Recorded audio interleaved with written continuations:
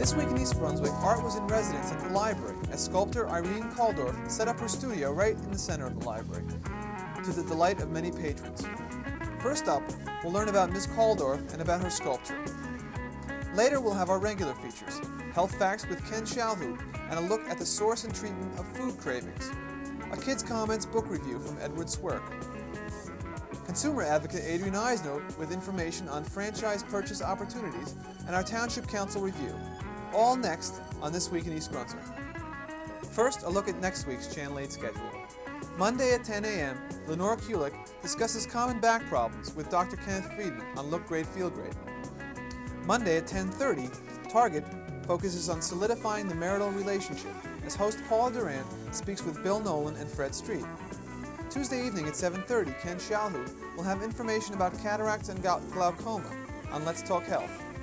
Wednesday at 7:30, Spotlight on Education host Dr. Joseph Sweeney looks at industrial arts in the East Brunswick schools with Hank Stankiewicz. And we'll be back next week with more local news and information on This Week in East Brunswick. Last Saturday and Sunday, amid books and magazines and groups of interested onlookers, Irene Koldorf created sculpture in wood and stone at the East Brunswick Library. The first artist in the library's 1985 Art Goes Public program, Irene told us how she first became interested in art. I think I've always been an artist. I went to Pratt after high school and Parsons, and then I took a course at Newark School of Fine and Industrial Arts, and I realized I was a sculptor. I started working in clay.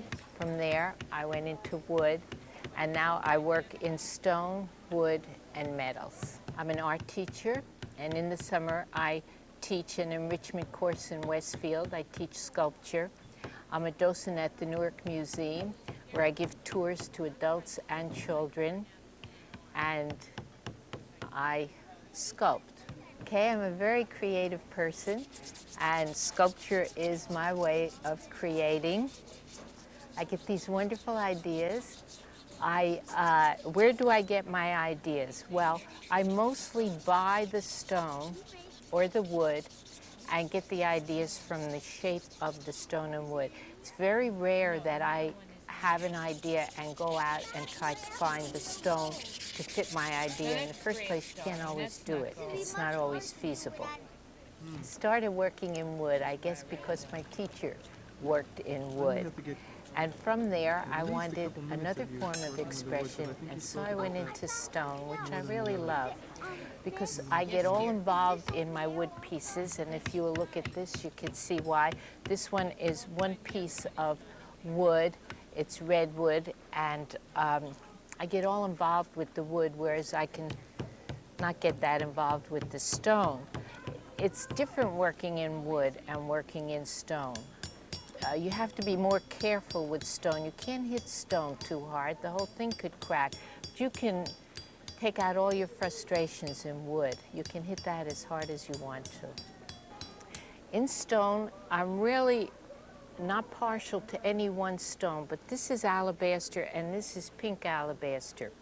This alabaster is a gray and white, and the shape of the stone just lends itself to being a mother washing a child's hair. And I'm going to open this up. However, you can't open up a piece of stone until you no longer hit it, because if I opened it now and made a hole in it and kept hitting it with the mallet, it might crack any place. It might crack here and might crack there, so that it's not very thick right now. I'm watching how I'm doing it. But once I do, you'll be able to see the whole front of the mother and the front of the child. With stone, you use iron tools and a mallet. All right, now when you work in alabaster, you should always wear glasses, because it flies around, as you can see on the floor, and I do. So I use an iron hammer and iron mallets, and then when you get to a point where you've done it, you have to get off all your chisel marks, so you use a rasp.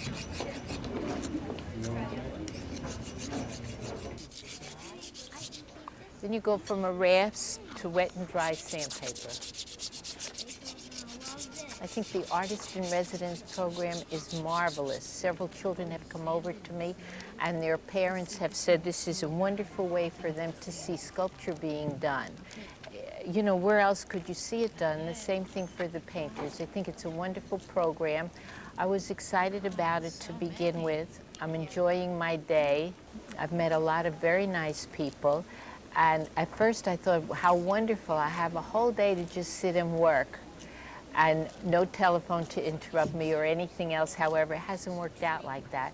But I certainly have enjoyed talking to all the people. Next month, Art Goes Public features fiber artist Hanneke de Neve on Saturday and Sunday, March 16th and 17th. Next up today, Health Facts. Hi, I'm Ken Shalhoub. I don't know how many of you read Dr. Joyce Brothers, but I've got an interesting thing from her column a couple of months ago. We've heard about food cravings with pregnant women, and everybody always kind of poo-pooed it and said that, you know, this is very crazy. Well, it seems that there might be some psychological basis for it. Dr. Paul Schulman, who's a faculty member at the State University of New York, did some research when his wife was pregnant and came to the conclusion that aversion and cravings are learned behavior but are closely related to morning sickness. If a certain food happens to precede nausea, it becomes associated with that feeling and is avoided. An aversion is formed. If the food happens to precede recovery from nausea, a craving is formed because it's associated with recovery. There's another widely held theory that cravings reduce nutritional deficiencies and that aversions help protect the fetus from possible toxic substances. So there are a number of studies being done, and just when we think that something is just a crazy idea, it seems that there is some psychological and possibly biological basis to food cravings during pregnancy. Thanks for watching Health Facts. Count me in! Count me in. Count me in, too. Count me in. Me too. Count me in. Count me in. Yeah! Count me in. Count me in. Count me in. Count me in. America is yours. Count yourselves in.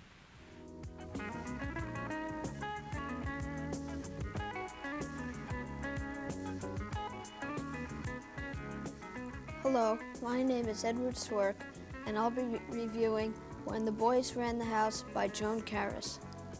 When the Boys Ran the House is a very good book about a boy named Judd and his three brothers.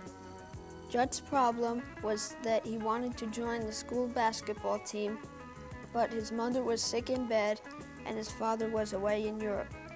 Surprisingly, his mom's new nurse was a basketball whiz, so she helped Judd improve his shots. What a surprise it was to his father when he returned home to find his son had made the basketball team.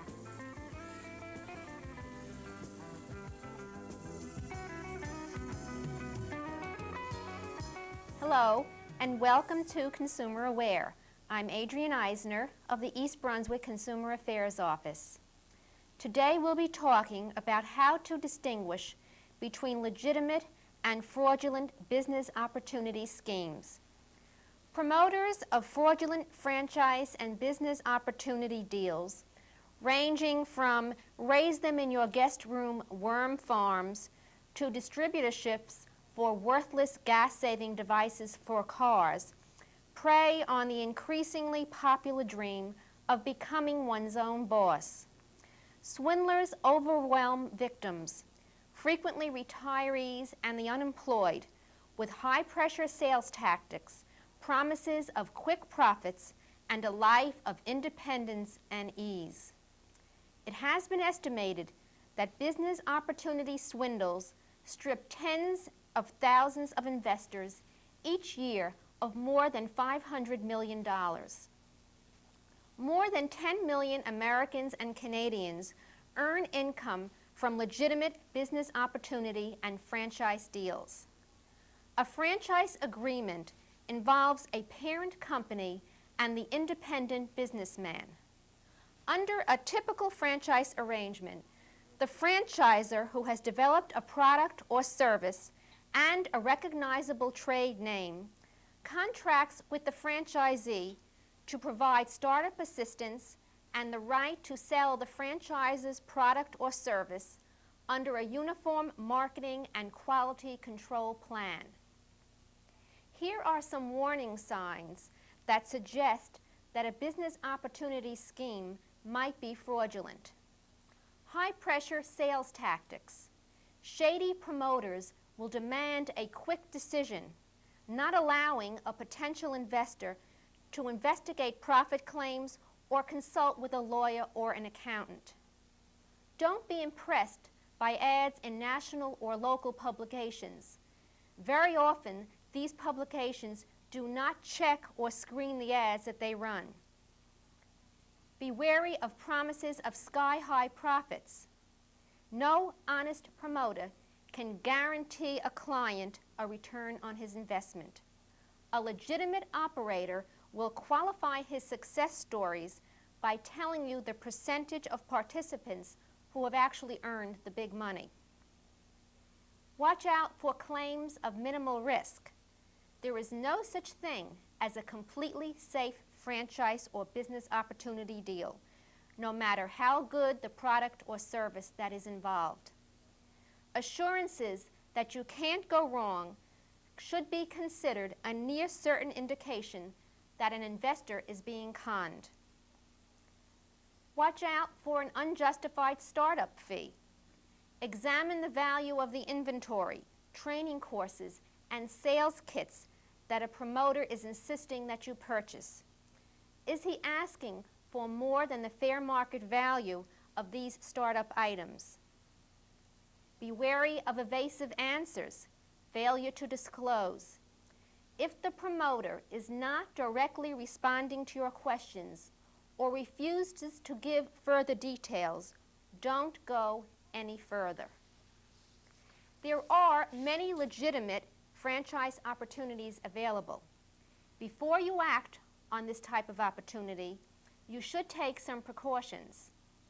Check out the product, size up the market, make sure that there is a demand for this product that you are going to be involved in selling. Get everything the promoter promises in writing.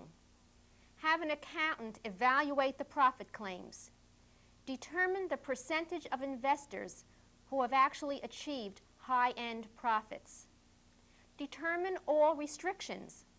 Learn all of the limitations that will be imposed on your business operations, including what and where you must buy and sell. Find out the level of assistance that will be provided. This includes any help the company will provide, including training programs, site selection, and financial assistance. Get names of investors. Take the time to get the lowdown from people who have experience dealing with the promoter. Learn the firm's litigation record and demand detailed financial information.